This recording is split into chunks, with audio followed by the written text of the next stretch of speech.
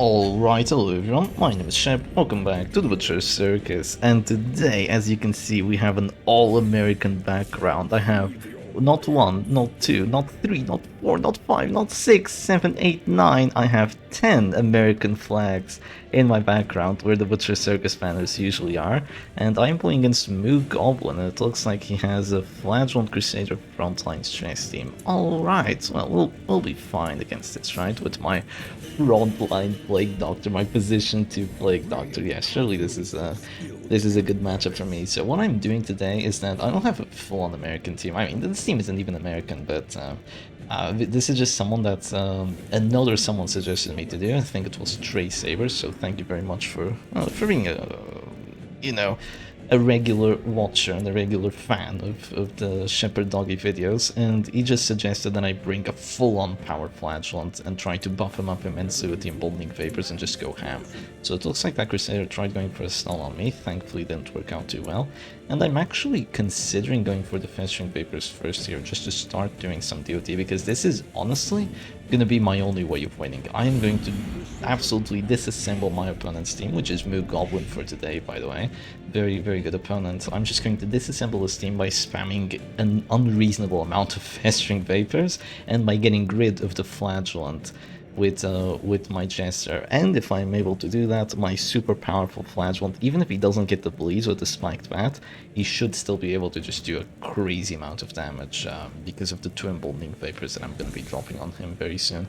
My Plague Doctor might also survive for a fair bit because she does have decent stress resistance with the Numbing Instance, and she also has a decent amount of HP, so she might be able to live here a bit, but I mean, she's just gonna get punished down to 0 very quickly regardless, so yeah, she might not survive for a while, we'll see. But if she is able to survive for a while, I will be able to drop Noxious Blast on that Crusader, which is going to be really bad for my opponent, so they're probably going to try and get rid of her, even though her only purpose is here to just drop the Emboldening Vapors twice, right?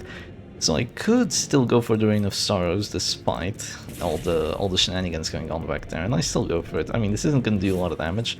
I don't even get the bleed on the Antiquarian, which is a bit unfortunate. I mean, I know she has nice bleed resistance because of the guard, but come on, I was hoping for a bit for a bleed because of the Spiked Bat. I mean, it was a 60. Wasn't even a guaranteed chance of hitting. What am I complaining about, right? I almost had a guaranteed chance of hitting despite her having 45 dodge, so I shouldn't really complain too much here.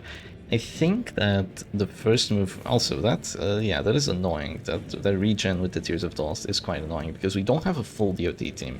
I mean, it is kind of a full DOT team, but they're not that amazing at DOTing because the Plague Doctor is just having to spend 2 turns doing this and just buffing up the Flagellant, which is fine, you know, it's fine. But after this, maybe she can make use of that Noxious Blast and kind of make that regen a little bit more meaningless, because that's usually what you want to do with your DOT teams. Like, most DOT teams would be able to handle this rather well, because the regen wouldn't really be enough to stop us, and their stress output really isn't fast enough to not allow us to get our, like, turn 4 power spike or something. So that is something to consider here. I think I just go for another Festering Vapors. Yeah, I think we just do that. I'm gonna keep stacking this DOT, hopefully, you know, where I can apply it. And I apply 8 Blight overall with the Materia passes, like on each character. She applies 12 regen. Both of them are over 4 rounds, so she does heal she does do a bit more than I do. Wow, goes for another stunning blow, gets a crit this time around, but it still doesn't work. That's just unfortunate, actually. That is just unfortunate. There's no two ways about it. Do I get to go first is my question. I do, actually. I do get to go first. So if I drop a Dirk Stab, after the Crusader turn or something, I will be able to just drop a Finale start of the next round and kind of just win from there. So that is going to be pretty good. That's always going to be a danger my opponent's going to have to deal with. Yeah, you can see the amount of damage I'm doing already. 5 to 10 against 30 prot, 7 to 15 on there. 2 to 3 damage, kind of a joke, not gonna lie, but I'm still gonna go for it because I want to do DOT to this backline. I want them all to start suffering. I don't want to just give Flagellant free heals. I don't really want to be hitting the Crusader here. I don't feel like that's the best outcome for me. I'll just leave that to the Plague Doctor. This is usually what you do. This is something that a lot of people fail to consider, but when you bring a Flagellant and usually a Shieldbreaker in the front line, you don't really mind that her blight chances are kind of meh. You don't really mind that your bleed chances are kind of meh, because you bleed the characters that are weak to bleed, and you blight the characters that are weak to blight. And you can do that because you have these single target abilities that are very, very good at doing that.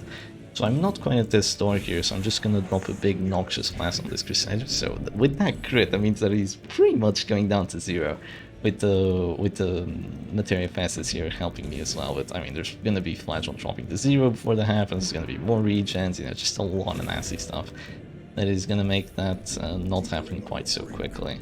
I could heal here. That is a possibility. That is indeed a possibility, going for a bit of a preemptive heal. How much do I care about the Plague Doctor?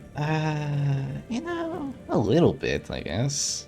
Yeah, I guess I can redeem here. I think this is fine. Let's keep her alive for a bit. She does have more max HP because I gave her the Hazard Mask, so she's actually just doing rather well here. She's up to 23 HP again. One thing I will note is that the Crusader already used his turn, so this is a bit dangerous for my opponent now, because I will be able to finale by the start of next round if I go for a Dirk Stab here, which means that they will likely have to use their Flagellant turn to heal and just stay alive. They go for the Defenders, so yeah, they really have to use their Flagellant turn sometime soon. Do I go for the Festering Vapors first? Sure, let's do it. Festering Vapors first. Let's go for this, see what they do. If they click their Flagellant here and don't go for a heal, like if they're greedy and don't go for the heal, which I highly doubt it, they're just dead. So they obviously don't want that to happen, right? But no, they're not greedy. They're smart, they're too smart for me. They're too smart. How much accuracy do they have? Not that much. If I Dirk Stab here, let's see, his HP amount, he's, yes, 21, and he's taking 14, so yeah, he's dropping a fair bit. I'll have 3 buffs, that's definitely enough to finale. That means that, oh no, I'm not able to get away with this. I am not able to get away with this. He's just gonna stun me. He's just gonna heal now and then stun me later, and so I'm just gonna do this for now. I'm pretty sure I drop him down to 0 with this, just force him to go for his heals. He's probably just gonna drop an Exsanguinate here, which, I mean, it sucks to deal with, but Milk Goblin just surrenders. This is an American opponent surrendering with the American flag, staring him down on the 4th of July. Yeah, happy 4th of July, all the Americans. I showed you all the American flags, but I forgot to mention it's 4th of July. So the reason he surrenders the position to Plague Doctor here is that while his team is good, it's not good enough. It's just too defensive to deal with this Antiquarian's aggressiveness and the Jester's aggressiveness and the Plague Doctor's pseudo-aggressiveness. So position to Plague Doctor with Numbing Instance actually meta. Anyway, let's go for match number 2.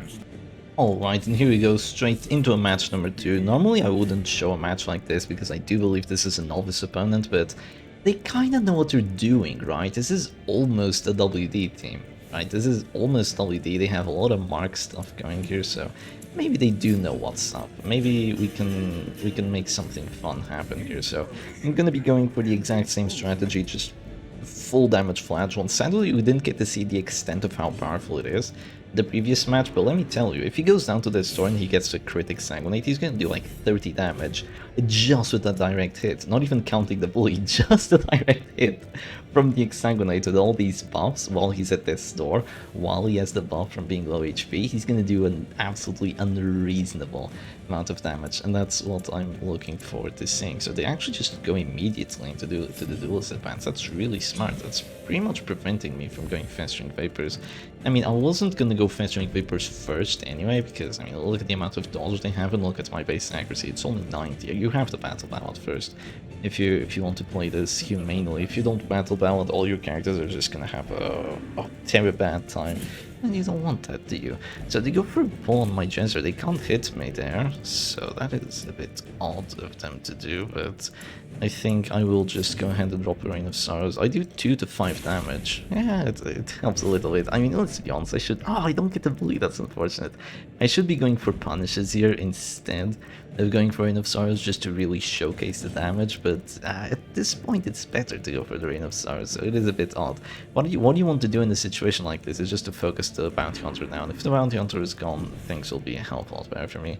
So they go for this stun. I was gonna say the Sacred Stun, but they don't even have Sacred Blade. Thankfully, it doesn't work out too well for them, and right now I'm just gonna drop the Rejuvenating Vapors. Really no point going into chancy and like really shaky hit chances while they pretty much have a PVS that can one-shot me if it gets a crit.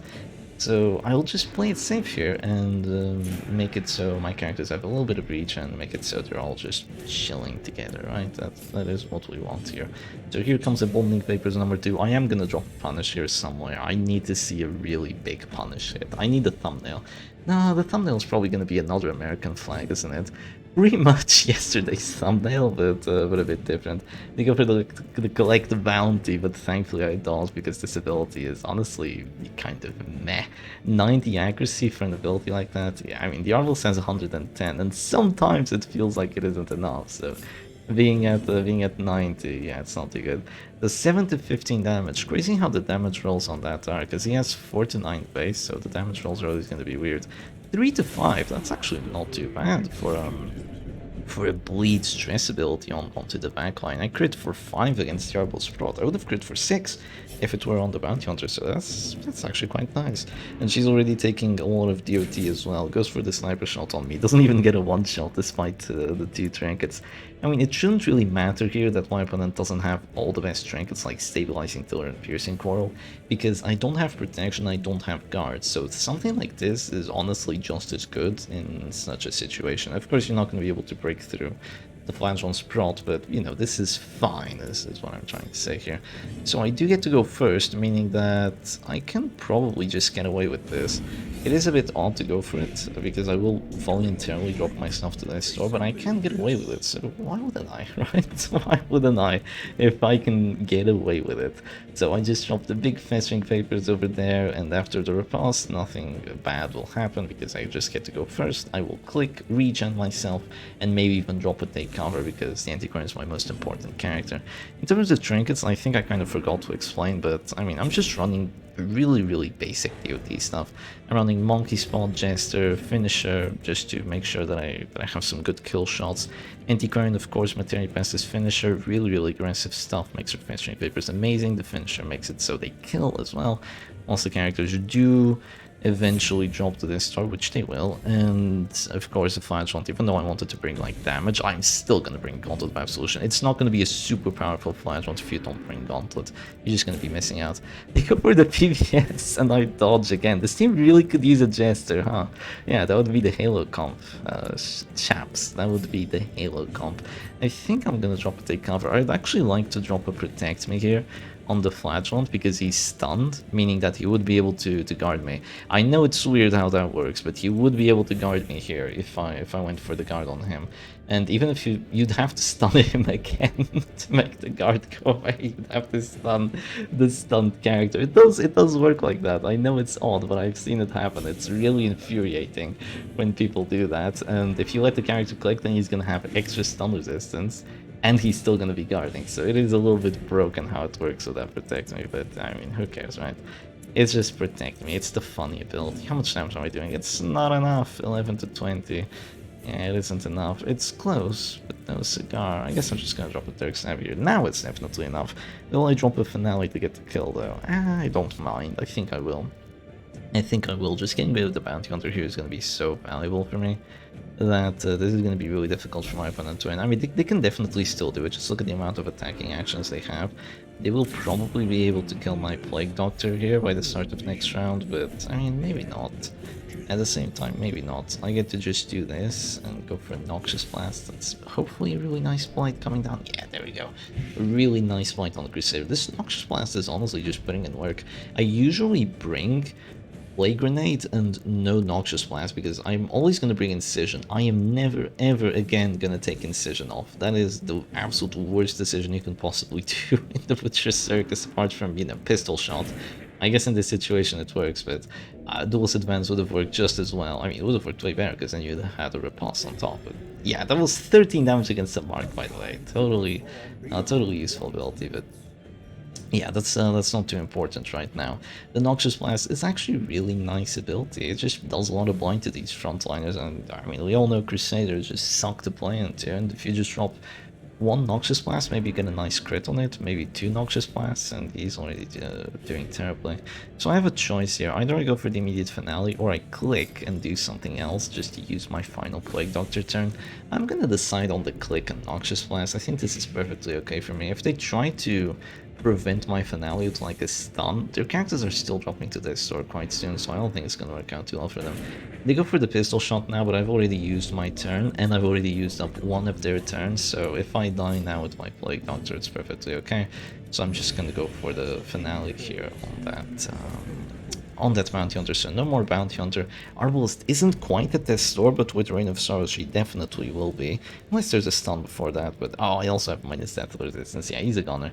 He's a gunner. It's just gonna be a sniper shot, and then it's gonna be pretty much 2.5 characters against 3 characters still, though those Crusaders pretty much dropping to this store.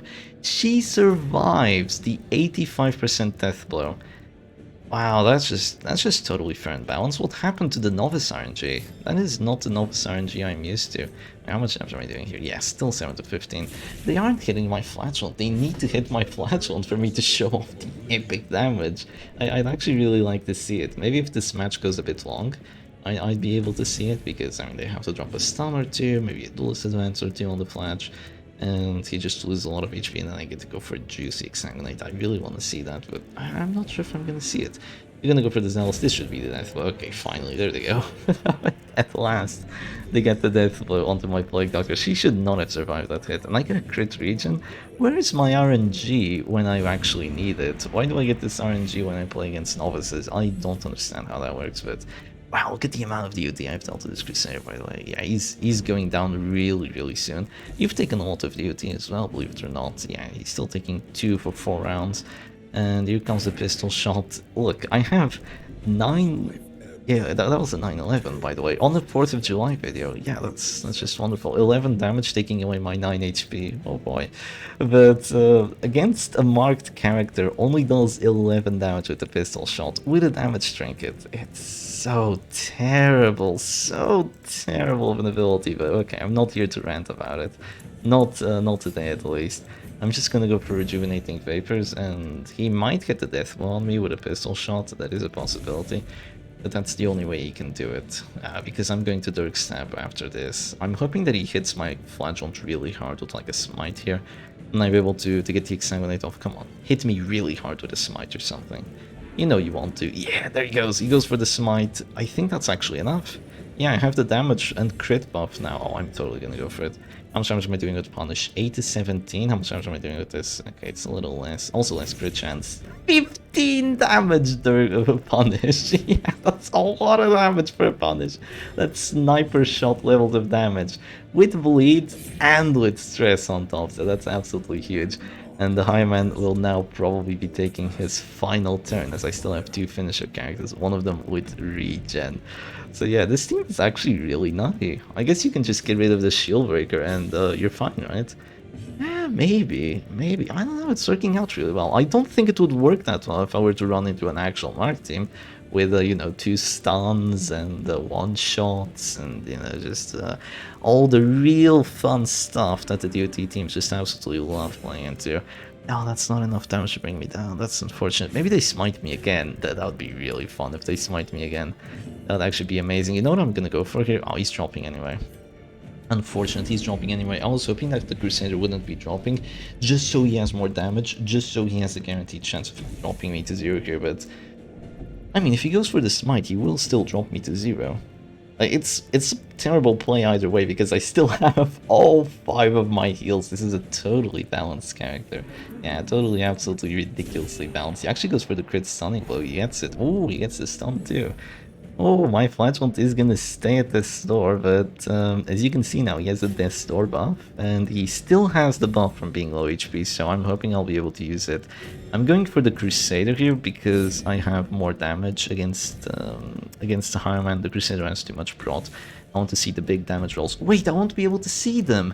He's at this door! No, I won't be able to see the damage rolls. It's just gonna show me Death Blow. Oh, that's terrible! No! I wanted to see how much damage I would do. Look at that. I have double damage right now, plus 100%. That is a lot. That is a lot of damage to be doing. How much is that actually gonna be? Is that just gonna be like 8 to 19? Is that really how it works? Just 8 to 19 damage is what I would do. Let's see. I mean, it doesn't even show me. What about this? Yeah, this would do 3 to 6. That's so unfortunate that it doesn't show me, but it says 7 to 15. What? There's no way it tells 7 to 15. You're wrong. You're lying to me. Yeah, there's no way. There's also no way for me to see, which is unfortunate, but I'm just gonna go for the Sanguinate here. And there's the death blow. And the crit for the 8. Yeah, no, there was no justice in this match. Just absolutely, purely, the lack of justice here was extraordinary. Absolutely extraordinary. You guys just go for a nervous stab. 51 though, he lives. This Bloodstained Gambeson is really saving his life. But will it save him further? No, it doesn't. 76 takes him down. And the American flag Butcher Circus Arena is finally over. Anyway, hope y'all Americans enjoy your holiday. Hope y'all non-Americans also appreciate the holiday. And I'll see you again another time. Cheers.